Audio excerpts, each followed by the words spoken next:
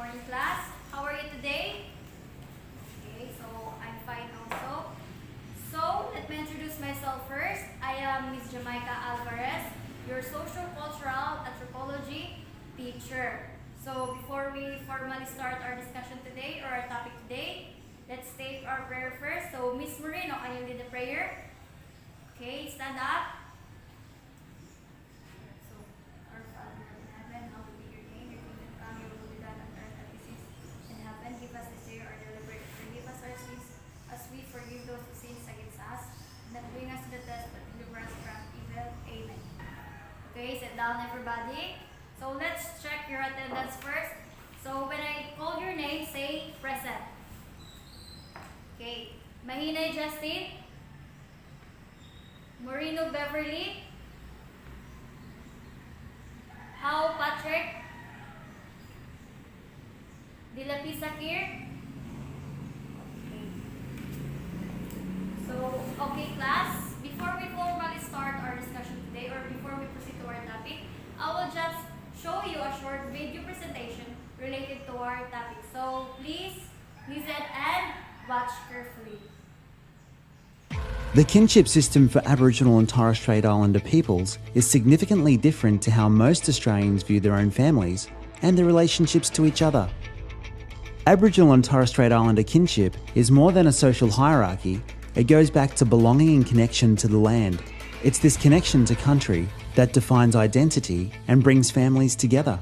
Under this system, you can have many mothers, fathers, uncles, aunties, brothers and sisters who are not related by blood, region or language group. So for example, the traditionally Western idea of an auntie and uncle would actually be considered your mother and father, and their kids would actually be considered your brothers and sisters, not your cousins. This complexity of kinship is more than just titles. It can influence social protocols, how people care for children, business, and even how the wealth is shared. So next time you visit an Aboriginal or Torres Strait Islander family, you can begin to understand why there can be so many mothers, fathers, aunties, uncles, brothers and sisters all together.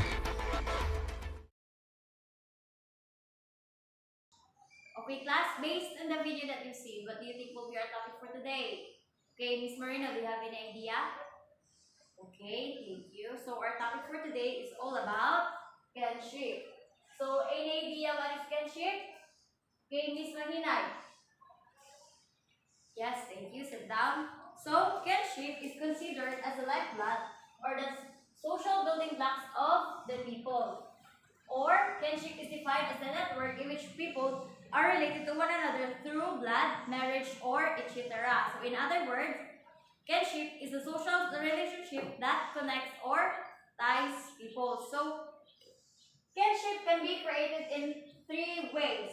It is the through blood, through marriage, and through adoption, fostering, and godparenthood. So when we say through blood, this is the principle of consanguinity. So when we say a consanguinity, it is a person who is related to one another through blood. So for example sa through blood, yung parents nyo, mama, papa, tsaka lola at lolo. Yung uncle nyo, yung auntie nyo, at tsaka yung mga siblings, your sisters or brothers. That is a kinship that created it through blood. So next is the through marriage. So kinship can be created through marriage. So when we say through marriage, this is the principle of affinity. So when we say affinity, it ties between husband and wife. Husband in his wife group or wife and her husband's group. So for example, husband and wife, or the group of his wife or the family of his wife, or in other term, the group or family of her husband. So that's the kinship created in through marriage. So next is the through adoption, fostering, and godparenthood. So this is called the principle of fictitious kinship. So when we say fictitious kinship, it is a kind of relationship in which two individuals create a parent-child relationship without any blood-related or marriage ties. So for example, mayroong dalawang mag-asawa, pero hindi sila hindi sila magkaroon ng anak. So, ginawa nila, nag-adapt sila. So, hindi sila konektado sa through blood. So, that's what we call through adoption. So, when we say godparenthood, yung mga ninang, ninong, yun yung godparenthood. It is a kind of kinship which created through adoption, fostering, and godparenthood. So, did you understand, class? Yes, okay, thank you. So, next is the marriage. So, what do you think? Or any idea what is marriage? Okay, Mr. How? Please stand up. Okay, thank you.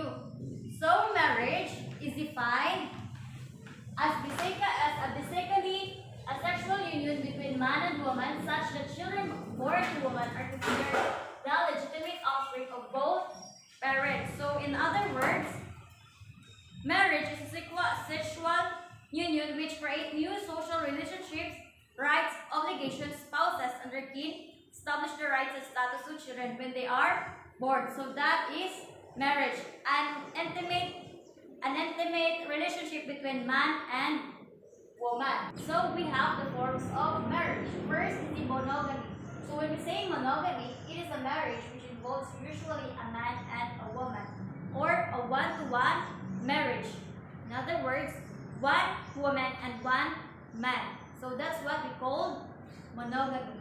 So next is the polygamy, also called as plural marriage, is permitted in many cultures. So in contrast to monogamy, polygamy is a plural marriage, which involves one-to-many marriage.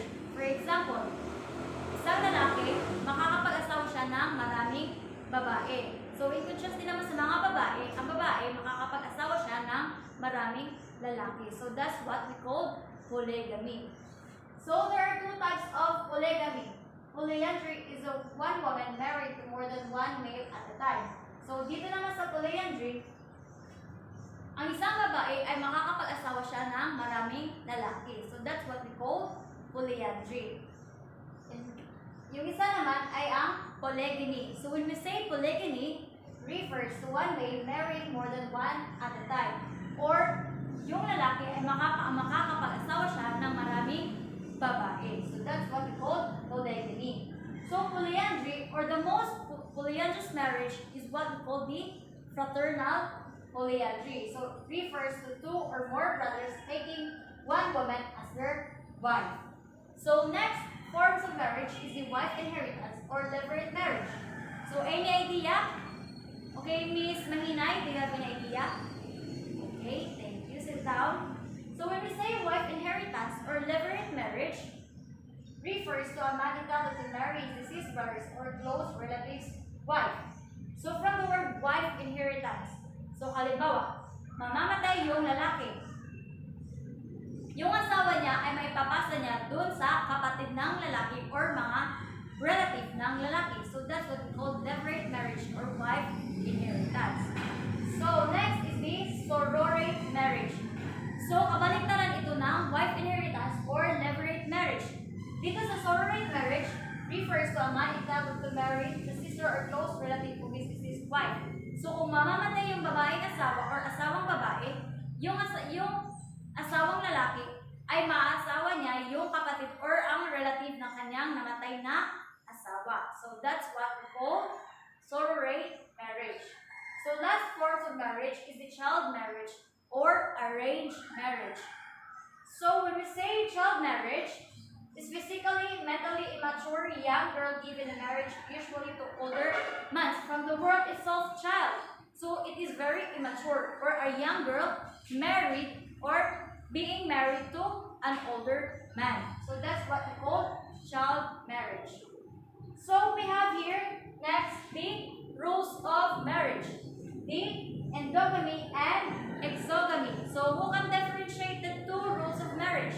Okay, Miss Marina, do you have an idea?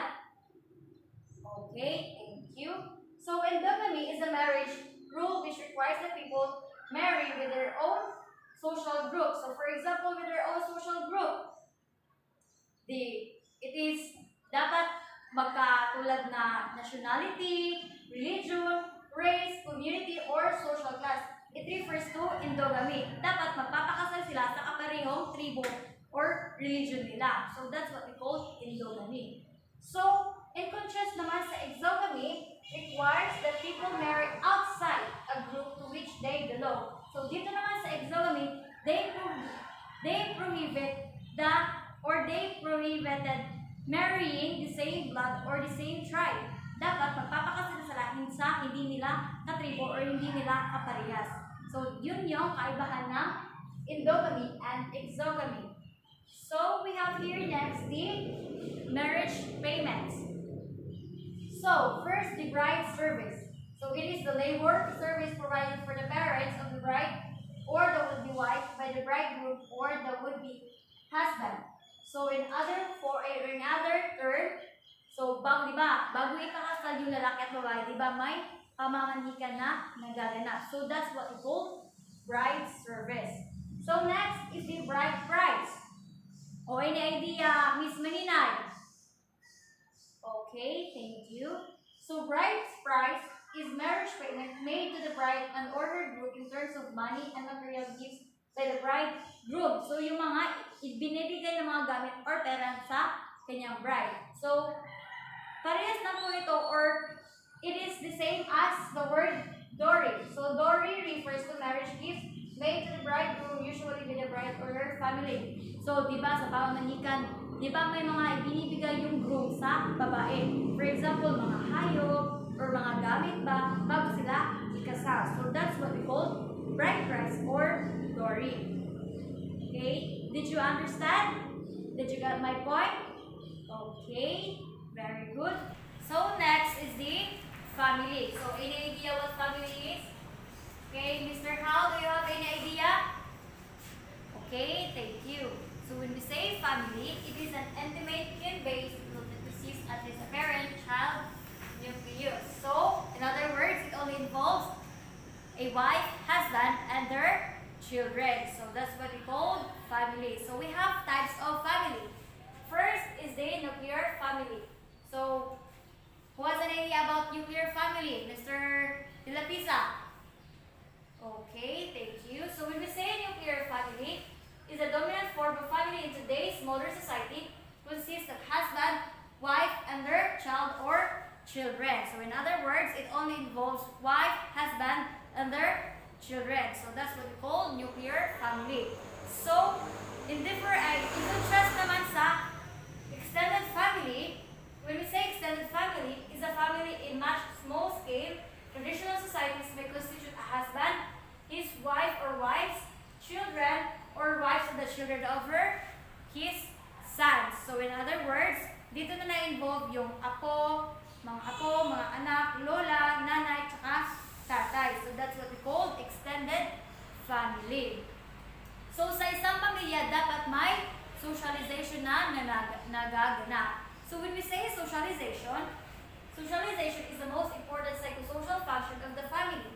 It is the process by which newborn children are trained in society's values, norms, standards, or behaviors, action, etc.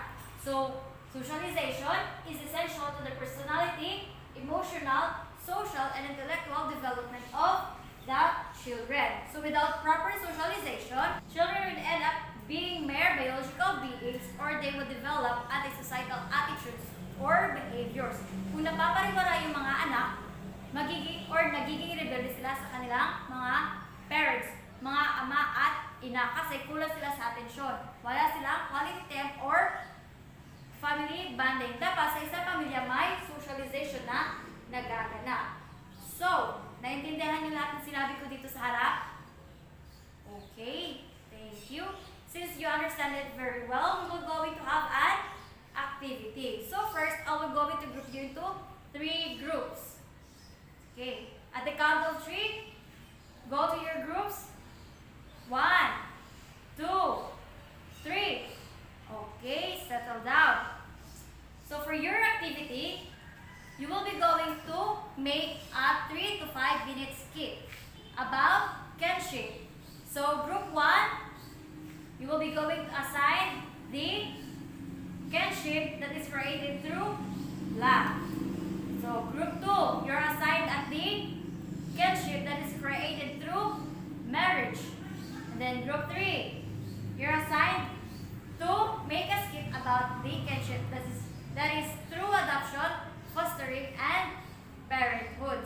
be giving you enough time or 10 minutes time to prepare and plan. So after the given time, you will be going to present her in front. Okay. So before I forgot, here's your criteria. So presentation, you have 20%, content 50%, organization 20%, and collaboration 10% with a total of 100%. So go and plan your activity now. Okay, thank you for your efforts. So now, I'm going to announce your scores or grades. So, Group 1, you got 95 grades. So, Group 2, you got 96. Group 3, you got 97. So, that's are your scores. So, clap your hands, everybody. Okay, thank you. So now, go back to your seats now. So okay, since you understand our topic for today, I'm going to give you a short quiz. So I have test questionnaires here. So I will just give you 5 minutes to answer this because this is very easy. So after the given time, I will collect all your test papers because I will be the one to check your test papers.